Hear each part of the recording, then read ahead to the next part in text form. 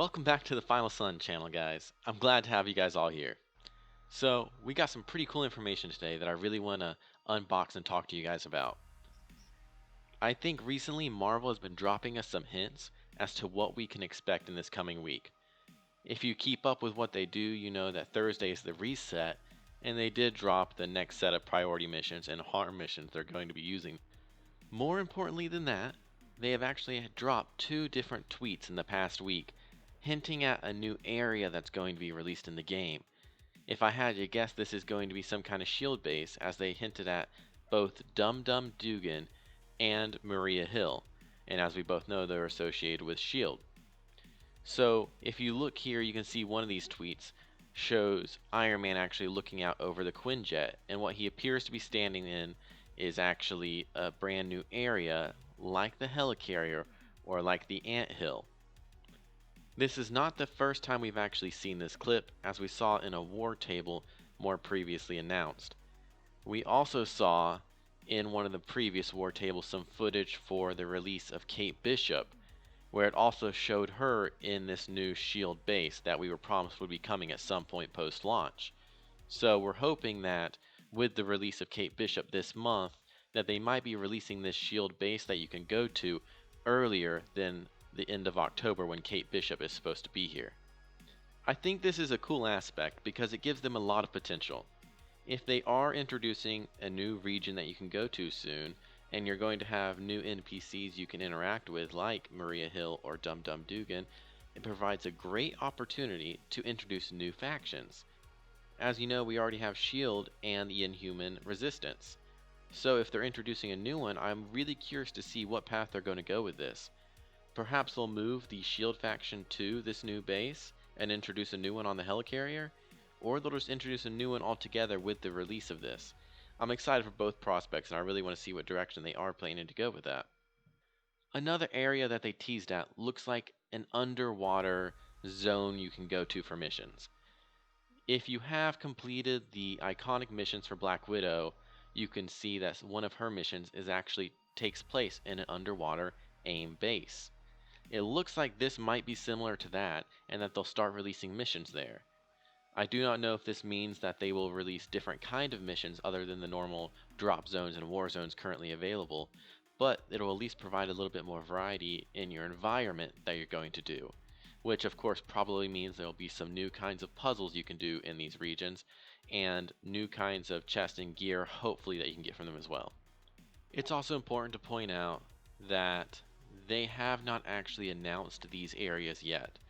But if you look at the tweet on their page referencing the short little clip of Iron Man and the Quinjet, they said, here are just some things to look at in this upcoming week.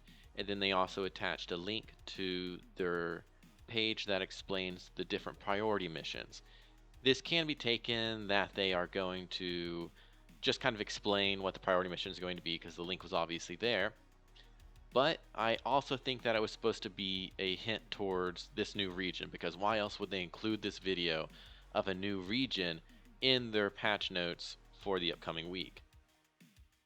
If you guys were paying attention, you probably saw that you got a small update if you were playing on PlayStation or Xbox earlier this week. This was patch 1.3.2, and it is not as universally important to everyone. I say this because it addressed a specific glitch, maybe a few other minor ones, but it was really focused on the more recent game-breaking glitch, where if you were trying to connect with other players and it failed, there was a chance that it would reduce your player level to 1 for the character you're playing as. This was entirely frustrating, and if it happened to me, I probably would have raged a little bit. So they've taken care of that, hopefully, and we have a new solution for PlayStation and Xbox. Me personally, I'm pretty excited that they're already adding new things to the game.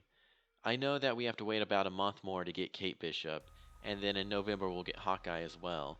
If they're able to stay to a time frame like that where we get a new character almost every month, that is just exciting to me. The fact that we can get a whole new character and play a whole new 1 to 50 level and get new gear for them, get used to all their skills, it's just something that I think is an amazing aspect of this game. Don't get me wrong, I do feel there are areas that could do a lot of improvement to help with the overall play of the game, such as a lot of the multiplayer aspect for it. Right now, a lot of the grind is seems to be focused on your single player play of the game. So the best ways to get exotic right now are to do the Mega Hive each week and to grind out repeatedly the Elite Heroic Hive. They really need to get these raids into the game quickly. A lot of players have already gotten many different characters to power level 150, so we're prepared for it. We just need to wait for it to drop now. I really hope that with these different hints that they've been dropping, that these raids will come about the same time as they do, and with the new regions being unlocked, we'll be able to do more quests to get more exotic gear. I'm going to stay optimistic on it because they have been releasing stuff pretty fast, but I think that these do need to be focused on for them. With all that being said, they did also reset their weekly challenges and their different legendary costumes in the cosmetics store. Of course, it seems now that the legendary costumes are rotating through and we're getting a lot of repeats. I'm hoping that we get some new costumes there so it's not as repetitive each week because I have yet to see a legendary Captain America appear in that store. But with all of the challenges that did release this week, we do have our new priority missions that we're going to go over now. Last week we went into a little more depth with all of this, but as most of us are probably already familiar with what are being released each week, we're just going to quickly skim through them so you're aware of the kind of missions you're going to be going into this week. So looking at the priority missions that were dropped, we have the two. The one is for lower level, which is in Honor's name. It's a power level 25 with a 3+ power level offset, and it comes with its normal 3 modifiers, in this case, Pressure, Torpedo, and Snowball. So you're not going to have automatic willpower recovery. Projectile damage from any source is going to be increased for both you and your opponents. And cryo damage from players is increased, so try and focus on different cryo buffs you can give your characters to really put a damage on your enemies. There is also the Day of the Remains. This is going to be the higher level priority elite mission, and it's going to start with a power level 120 with a +5 power level offset. Of course, it has 4 modifiers: Incinerator, Torpedo, Heavyweight, and Pressure. So you're going to have fire hazards in the environment along with plasma damage from enemies in the environment is increased. Torpedo is the same as before. Projectiles from from any source is going to be increased. Heavyweight, your enemy stun meters build at an increased rate, and Pressure, no automatic recovery of willpower when critically injured. So again, be careful with your health. And then for these rewards, for the normal one you get epic gear, but for the priority elite mission you're going to get Polychoron and hero specific gear. For the harm room challenges, you know how they go. You get a comic for completing them, and they just change the modifiers each week, so it's not a whole lot different. We're just going to go over the modifiers that they changed this week. So now in the normal one you're going to be having Snowball and Maelstrom. This is going to increase cryo damage from players for the Snowball, and then for Maelstrom all heroic charge is significantly increased, so you're going to get those a lot quicker. But entering critical health drains all heroic energy, so be careful, because if you do get to low health, you're going to lose all your heroic charge. For the priority harm room mission, it's going to be power level 100, +5 power level offset again. We're going to again go with Torpedo, which I went over earlier. Clash, so your melee damage from any source is increased. And then Snowball again, increasing cryo damage from players. Then we also have the Mega Hive update, and everyone's already aware of this. It's the longest gauntlet currently released in the game, but they did end up replacing the different modifiers on it, so you can do it again this week, and here are the 4 that are listed with it. Pressure, again, no automatic recovery of willpower when critically injured. Maelstrom, so that all your heroics are increased charge rate, and you lose them if your health goes critical.